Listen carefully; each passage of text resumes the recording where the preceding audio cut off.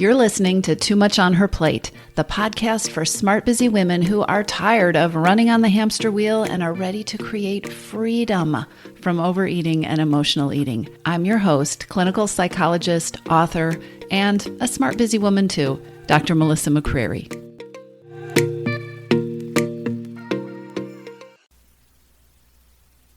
Hey everybody. Today I'm covering the 4 blocks that get between smart women and their goal to change their eating. I want you to remember that when it comes to just about anything, but also when it comes to changing your eating, your brain is your most valuable asset. And managing your brain and taking control of your thoughts and your beliefs and the stories you tell yourself has the capacity to change so much about your approach and about your results. I often talk about the difference between diet mentality and freedom mentality, or creating, what it takes to create freedom from overeating. Diet mentality does not create peace with food. Diet mentality teaches you to submit to a process. It's about using an external means, a set of rules, a set of shoulds, to decide what it is that you're going to do and then to evaluate your success. Diet mentality does not start with a consideration of who you are and what you're about and what your strengths are, what your natural style is. Diet mentality presents you with this external process that you're supposed to submit to and then asks you to be a pretzel. Contort yourself up into whatever shape you can so that you can fit into this box that we've created for you. So why am I railing on diet mentality once again, you ask? It's because we have gotten diet mentality inside of us. We have accepted diet mentality as a way of thinking that we too often don't even question anymore. It's really easy to think diet thoughts and come from this place of shoulds and external expectations so automatically that you might not even realize that you're doing it. Changing your relationship with food doesn't start with focusing on food. It starts in your mind.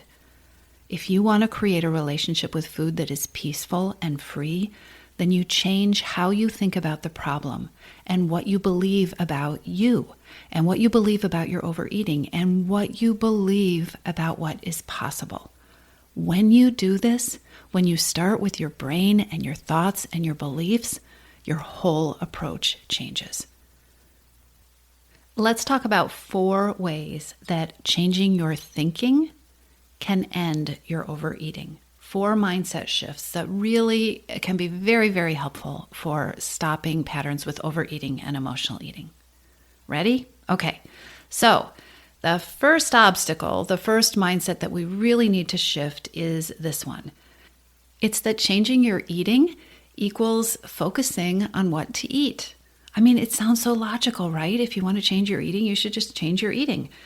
Well, you know what this looks like? This looks like being frustrated with your overeating, being frustrated with your weight, and then just jumping into the latest food plan, or maybe the last food plan that didn't work the last time you tried it, again.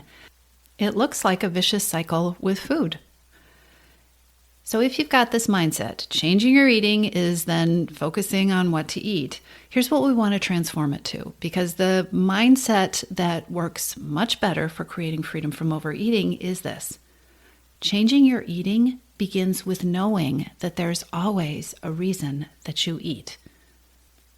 In other words, stop blaming yourself for not sticking with that food plan you were focusing on and start noticing what you can discern about what the reasons are that you are reaching for something to eat when you're not hungry. Start looking for the reasons that you're overeating. Start looking for the reasons that emotional eating is happening. Just start acknowledging, it can be that simple, just start acknowledging the reality that there is always a reason that you eat. Obstacle number 2, and that first one's going to come back again, of course, right? But obstacle number 2 is treating the reason or the triggers for your eating with disdain or self-judgment or just dismissing them entirely. So maybe you get to that place where you've made that first mindset shift and you're like, okay, yeah, of course, I'm stress eating, but I just need to knock it off, right? Or calling yourself names, deciding that you are overeating because really you're just lazy. You're treating those triggers with disdain and dismissing them when you just decide, well, so what? I'm just not going to do it. No more eating when I'm overwhelmed. No more grabbing junk when I'm too busy. No more. I'm just not going to be too busy to do that anymore, right? What's going on here is that you are not really treating these triggers or the reason that you're overeating with much respect at all. You're dismissing it. And what happens when you do that? What happens when you start by focusing on food and then you say, well, there are some reasons that I'm overeating, but we're just going to ignore those and keep going. What happens is that you actually double down on focusing on the food and how to eat and when to eat, and you're really disregarding the reasons. So the mindset shift, the way of changing your thinking to be more effective is to don't stop with identifying that there's a reason you're overeating, but approach the reason or the idea that there might be a reason with interest and curiosity. And you can only do that if you start with a sense of compassion, right? Having compassion for the fact that there is a reason that you're doing this thing, and then being curious to start to find out more about what are those reasons. Start exploring from a place of knowing that eating is accomplishing something for you, right? It's taking care of that reason, at least temporarily, in some way. And if it wasn't, you wouldn't be doing it. So there is a reason that this pattern with food is going on. And when you can have some compassion for that, that actually opens up the door to allow you to be even more curious and open and interested in exploring it. This will be really hard for a brain that has been steeped in diet mentality to believe, but here is the truth. You are going to be more effective in ending overeating if you put more energy into understanding and exploring and being curious about the reason this is happening than energy that you put into the actual eating itself, at least in the beginning. Put your energy into the reason, not into the food. I know it is easier said than done, especially if you don't have any personal proof that this works. And this is one of the reasons that we do the coaching that we do in Your Missing Piece, because it is one thing to start to learn strategies. It is one thing to start to be introduced to new ideas and even start to see that, oh, okay, I see how these old ways of thinking are not serving me. I can see the dead ends that they are taking me into. It is one thing, like one phase of things, to be able to see that and start to understand that, but then stepping into new actions, right? Okay, deciding I'm going to really focus on the reason and not get so obsessed with what to eat right now. That can be really hard for somebody to do by themselves. Do not shortchange yourself on getting the support that you need to make the changes that you know are going to be effective for you. So here is the third obstacle that comes up all the time that gets between smart women and their goals to change their eating. And that happens when you buy into the explanations or the thoughts or the beliefs that lead to denying your hidden hungers, or that lead to denying your wants or your needs that are contributing to your overeating, right? So here's what that looks like. That looks like repeatedly saying to yourself, well, there's nothing I can do about the stress. Yes, I'm stress eating, but there's nothing I can do about the stress. This can also take the form of future thinking and future kind of perfectionistic expectations. Yes, I know all this stuff is going on, but everything's going to feel better if I can just lose the weight. I know that stuff is important, but I really just need to focus on getting my weight under control first, because then I will feel so much better. Or I don't have time to take a break. I know I'm eating because I'm exhausted, but I can't get more sleep right now. That's just not possible. If you understood my life, you would understand how I can't do that. When we buy into and when we reinforce our helplessness around hidden hungers and around other reasons that we are overeating, I think you can see what happens. We actually, we acknowledge them, or we give them lip service is the way I like to put it. But then we double down on frustration and self-blame, and we go back to focusing on food. Well, you know what? There's nothing I can do about that. I just need to clean up my eating. And when you do that, you stay stuck in that vicious cycle, right? That circular loop with overeating and overwhelm and feeling frustrated with yourself. Here's the thing. You are not a bad person if you have been buying into the explanations or thoughts that are leading you to deny your hidden hungers, or that are leading you to not respond to or take your hidden hunger seriously. It's human nature to do this. If you saw a solution, if you saw a way out of this tangled up bunch of stuff, you'd be moving into that solution. You'd be doing it, right? So recognizing what is going on does not mean, oh, now go down this road of, rabbit hole of self-blame and being frustrated with yourself for doing this. I'm talking about these obstacles today because they are very human and very common. And understanding what is going on gives you the power to start moving into more constructive, helpful beliefs and a more freedom-oriented mindset, right? Okay, so here is the shift that you can make. Here is how you can start to change your thinking to make you more effective with overeating.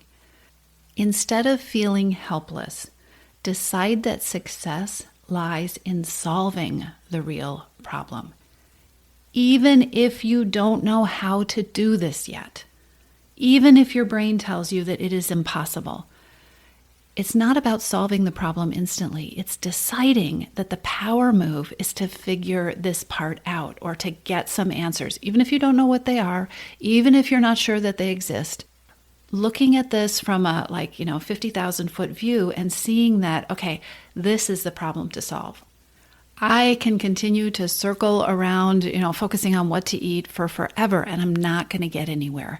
The way to get out of this loop is to focus on the reasons and making some kind of sense out of the reasons, even if I don't know how to do this right now. Here's what happens when you are able to make this shift in your mind.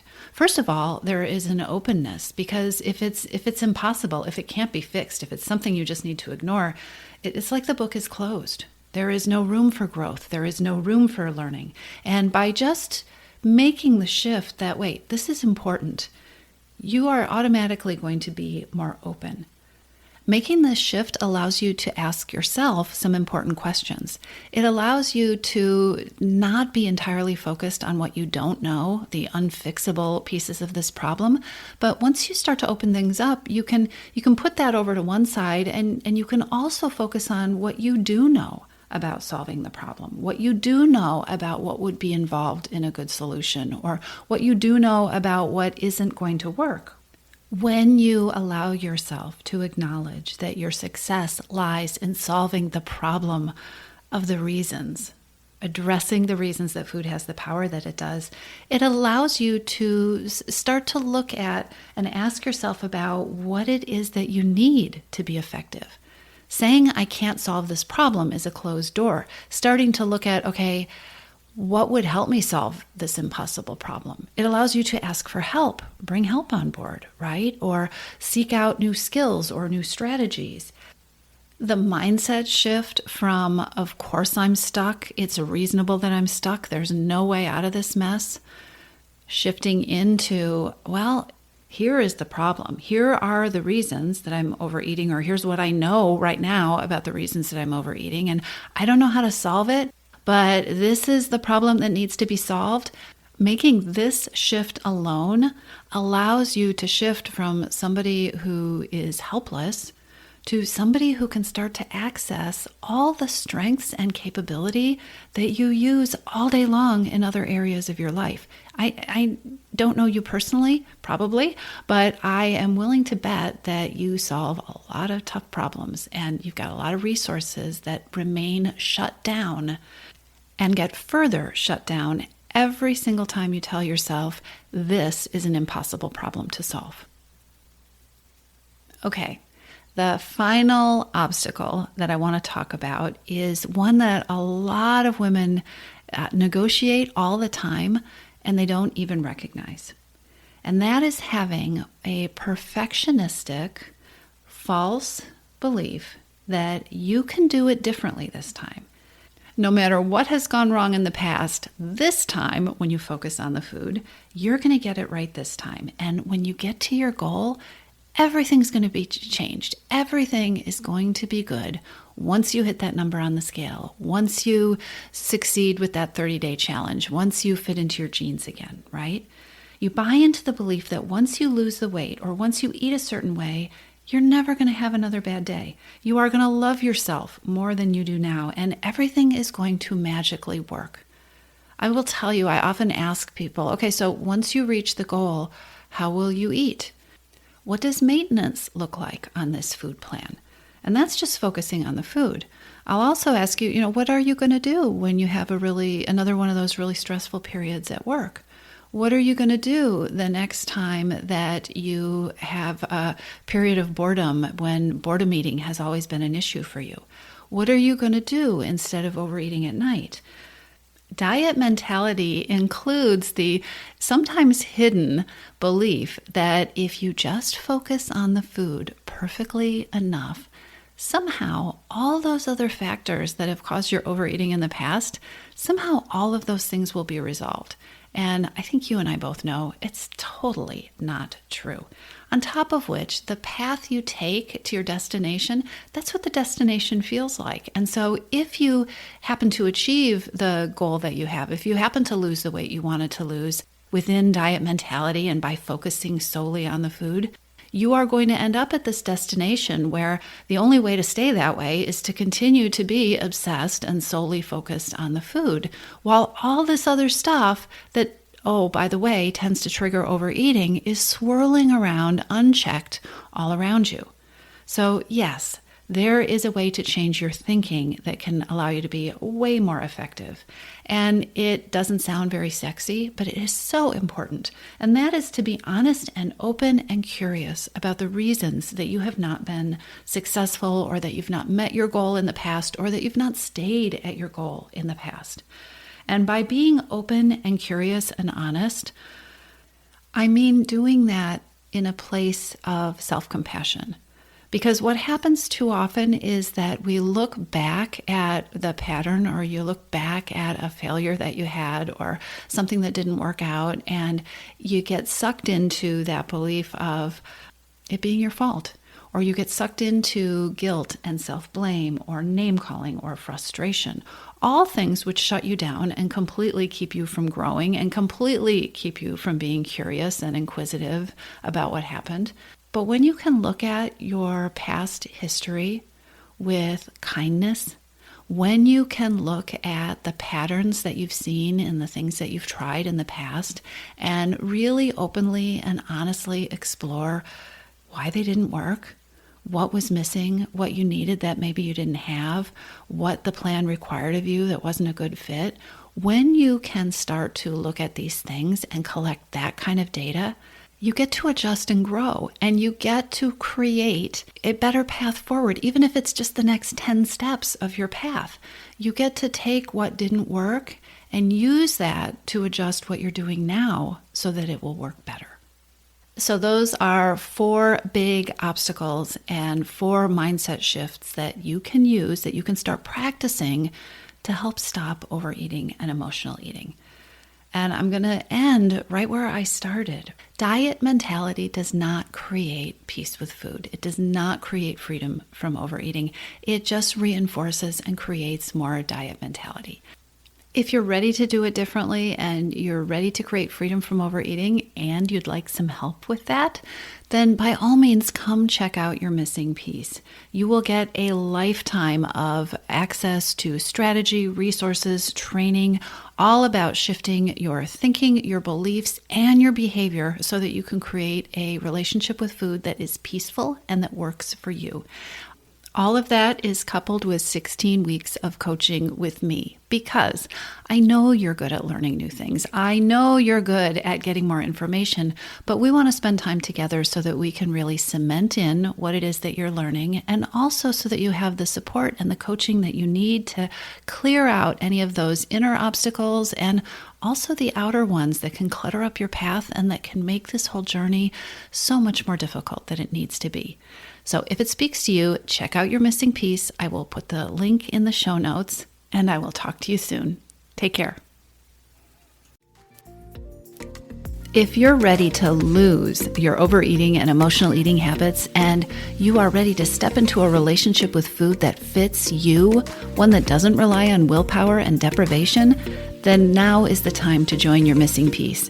Enrollment is open, and this is the perfect time to join me. Go to toomuchonherplate.com/freedom, or just click on the link in the show notes. Your Missing Piece is the program where I show you step by step how to create freedom from overeating with a unique combination of psychologist-designed, personalized work with me, coaching, and smart strategy. You'll learn how to reclaim your power, ditch the diets, and create results that are built to last. Check it all out at toomuchonherplate.com/freedom, and I'll see you inside.